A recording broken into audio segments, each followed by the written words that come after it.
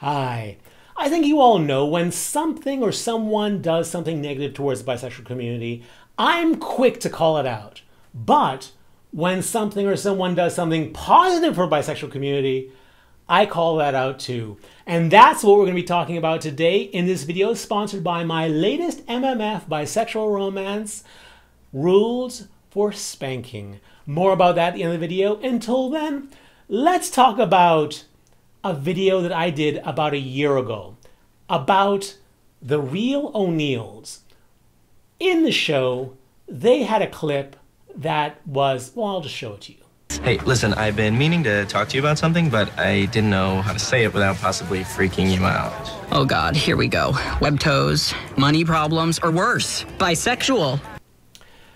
That made me very mad, even more so than I expressed in that video. Because although there were a lot of people responsible for that happening, the writers of the show, the producers of the show, the network, the pinhead Dan Savage, although there was a lot of people responsible, there was really one organization whose job it was to make sure that that didn't happen. And that was an organization called PFLAG, which stands for Parents, Family, and Friends for Lesbians and Gays. They no longer think of themselves that way. Now they think of themselves as an alliance between, well, LGBTQ and the straight community. But it was their responsibility to make sure nothing like that happens because, hey, the producers and writers could be ignorant blockheads. But what they usually do in these types of situations, they hire an outside organization to look over the scripts to make sure that nothing offensive is being said. And that's, to their credit, is what the production company did in this case. They hired PFLAG, gave them the script, made sure that nothing was offensive in the script, and then sent it to production. And it was PFLAG's responsibility as a supposed organization of lesbians, gays, bisexuals, transgender, and queer people to pick up on anything that was offensive, and they did not. And that infuriated me because all the lip service that groups like that does towards bisexuals, and then to have them just say it's okay to call bisexuals the worst, it just infuriated me. But that was then.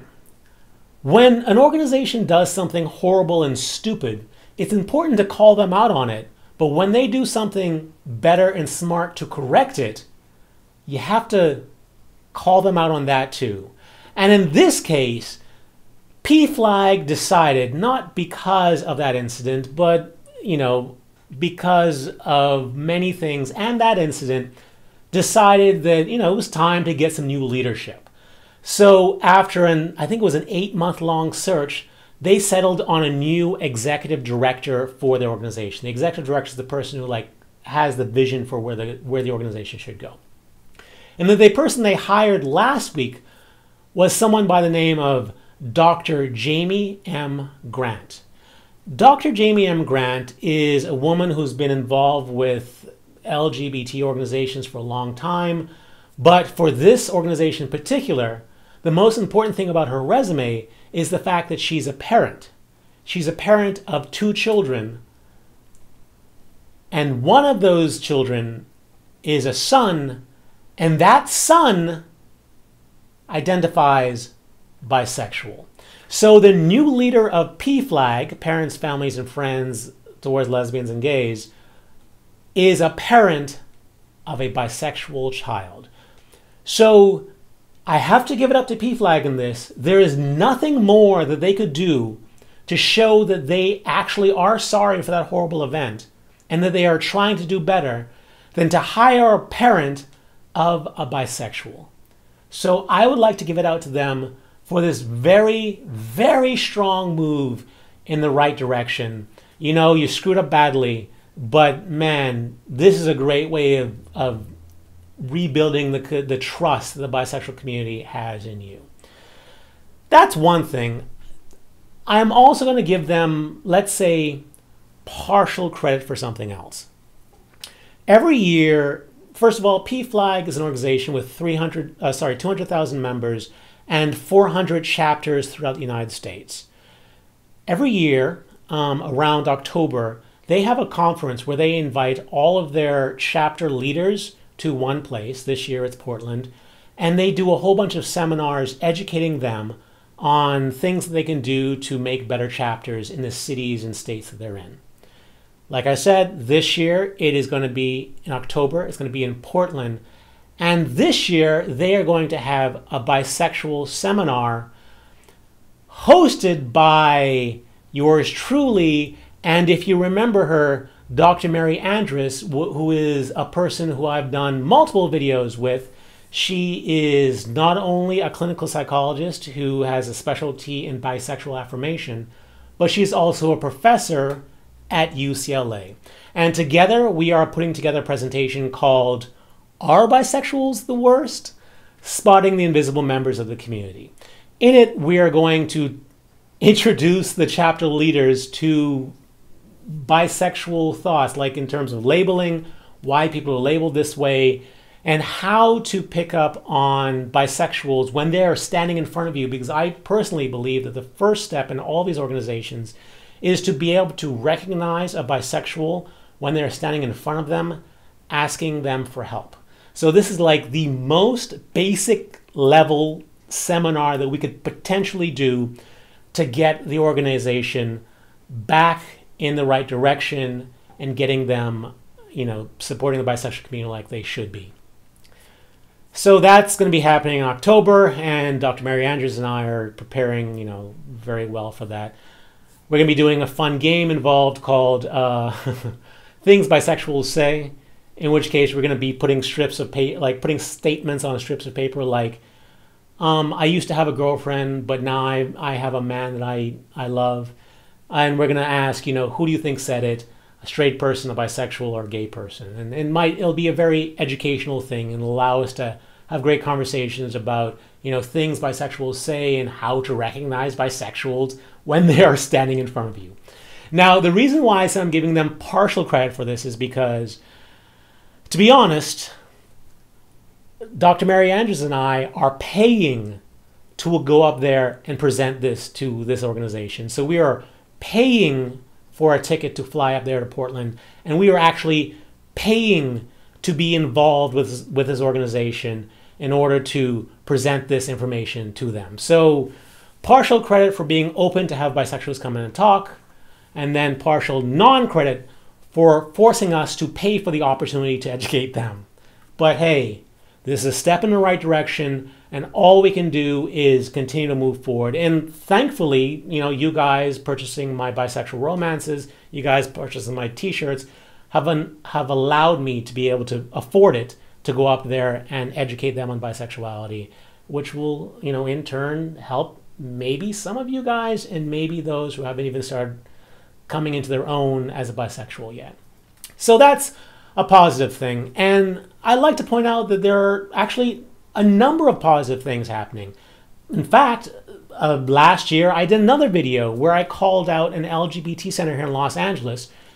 A little back history. There is an organization here called the Los Angeles Bi Task Force, and their job is to, they're a nonprofit organization, and they go out and they educate universities, colleges, and just groups of people on bisexuality, like the 101s of bisexuality. And they, of course, are nonprofits, so they have to raise money. And the one time they have to raise money is Bisexual Awareness Day, which is September 23rd. And last year, they reached out to the LGBT Center here in Los Angeles to use their space for their annual event. And the LGBT Center said that they couldn't use a space because the LGBT Center was already doing a fundraiser on that day. And when asked whether or not they were going to, highlight bisexuality, because of course it was Bisexual Awareness Day, we were told that they weren't. So essentially this was just counter-programming on the only day where the Bisexual Task Force could raise money in a way that took spotlight away from bisexuality. It was a horrible thing to do. It was disgusting. But after someone, let's say, had a interesting conversation with them, this year they are actually hosting the event. Now the LA, I'm not quite sure what the relationship is. The LA Bi Task Force might still have to pay for the event, but at least this year they're not having an event opposite it, fighting them for time and for publicity. And hopefully this is a beginning of a partnership that will benefit both organizations. So not only has PFLAG made a strong move to do better, but the LGBT Center here in Los Angeles has done the same thing. So both of these things are here to show that yes, things have been bad in the past, but slowly and surely things are getting better. And it's not just people like myself who have a YouTube channel, or like Sarah Ramirez, who is a known actress who can kick up fuss and get things to change. It doesn't have anything to do with that. I can give you another story. So last year, I did a video introducing you guys to what a bisexual romance is, because of course I'm a bisexual romance author. And in it, I told you the steps of how you can find bisexual romances on Amazon. And after I made the video and I watched it, I thought, you know, it's really hard to find bisexual romances on Amazon. Like at the time, they had a bestsellers list for bisexual romances, but there was literally no way to get there. You had to stumble across a book that was already on the list and then work your way backwards to find it. And after the video, I thought, I wonder if this could be changed. I wonder if like I could call up somewhere and talk to someone about this. So there's a phone number that all authors on Amazon have access to. I call them up. I said to them, hey, you know, on your romance bestsellers list, you have different categories. You have a gay romance category, you have a lesbian romance category. Do you think you could add a bisexual romance category? Because you already have a top 100 list. And they said, oh, we don't already have it? I'm like, no, you don't. And bisexual romance outsells lesbian romance like by a lot. And yet you don't have a link there. They went, oh, maybe that's an oversight. Anyway, we'll take the notes and then, you know, we'll pass it along and see what happens. 3 days later, Amazon, this mammoth company, reorganized their categories. So they took out the gay and lesbian romance categories from the romance bestsellers category and instead put in LGBT. And when you click on LGBT, it was a list of bisexual romance, gay romance, lesbian romance, and transgender romance. So that 15-minute conversation I had with customer service resulted in them reorganizing the way Amazon displays their romance books, not only in English, but it then filtered down into German, into French, into Spanish, and so on. So 15 minutes on the phone resulted in this huge change for all bisexual readers. But not just that. You know, later on, they made that change for all electronic books, but then I noticed the paper books were different. So I then put a call back saying, I know you guys changed electronic, but what about the paperback? And they said, well, that's actually handled by an external company called BISAC. And basically, it's an organization that like works with libraries and stuff, and they create categories. And then that kind of filters out to everywhere that sells paperback books or displays it like libraries. So whatever the BISAC says is what we put in our section for paperback books. And I thought, okay, well, let me go and research BISAC. So I looked up BISAC, their website. I found out that every year, once a year, they go and they evaluate whether there are new categories that should be added or whatnot. And there was a simple process for it. So then I spent 2 hours following the steps on their process to have bisexual romance added to their category. And within like a month or two, they're going to be reevaluating their categories for the year. And odds are they're going to add bisexual romance to the official categories of all books in the English-speaking language, which would mean that automatically bisexual romance as a category would be added to Amazon paperback books, to Barnes & Noble, to iTunes, to Kobo, probably to places like W.P. Smith's or whatever it's called in England, and places in Australia. It will just filter everywhere at once. And that change would have happened simply because of 4 hours on my part. And that has nothing to do with being a YouTube person. That has nothing to do with having any influence anywhere. All that has to do with is with someone who works within a field, decided to look around their field and figure out how they can make it better for bisexuals, spending not more than 4 hours on it, and then having an effect that changes the world. And I tell these stories for a reason. That reason is that you don't have to be someone special to change the world for your fellow bisexuals and for yourself. All that's necessary is for someone like you to look within the organization you belong to. So if you're a nurse, look at the hospital you work at. If you're a teacher, look at your school. If you're a student, look at the organizations within your high school. Like, for example, a lot of high schools have a group called the Gay Straight Alliance, the GSA. It's like a national thing in the United States. 15 minutes, 30 minutes of conversation. Could you perhaps get the organization to rename itself Gay Bisexual Straight Alliance? Because there are significantly more bisexuals in high school than there are gay and lesbians, by a tremendous amount. So to erase bisexuality from these groups is unnecessary and unhelpful and hurtful and harmful. So what would happen if you, as a student, spent 30 minutes having a conversation with your principal, asking them about this?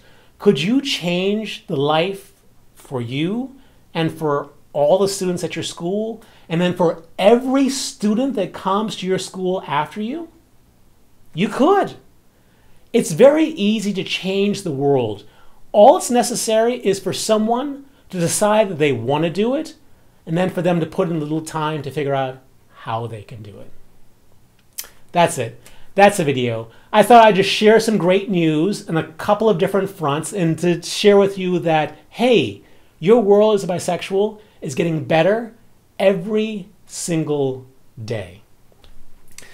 Now, if you would like to continue to support this channel and to support me, because as you know, I use the proceeds from my books and from the t-shirts I sell on Amazon to do things like talk to PFLAG and educate them on bisexuality, and to do these educational videos and to talk to public speakings, you know, around the country. This is what I do. I haven't talked about before, I guess. But this is what I use your support to go forth and do. So if you'd like to help me continue to support the bisexual community, if you'd like to support the channel, please check out my book, Rules for Spanking. I'm proud to say it is now out on Amazon and it is moving up the charts very quickly. Hopefully it'll be in the top 10 bisexual romances in a few days. You could help it get there. It is getting spectacular reviews, and you can go and check them out, link below. Like I said, you can check out my t-shirts on Amazon. This is, I'm proud to say, the most popular best-selling bisexual shirt on Amazon right now, so you can go ahead and check that out. And if you like, you can also like this video and subscribe. I do many videos on bisexual topic. I don't do them, well, I try to do them every Sunday, but I don't always do them on a regular basis. But if you'd like to know when a new video comes out, you can subscribe and click on the little bell. And by clicking on the bell, you will let Amazon know, let YouTube know that you'd like to know when a new video comes out. Until the next video, stay cooler, my bisexual friend. Stay cooler. And check out Rules for Spanking. I promise you it will be a twisting, turning, exciting love adventure. Bye.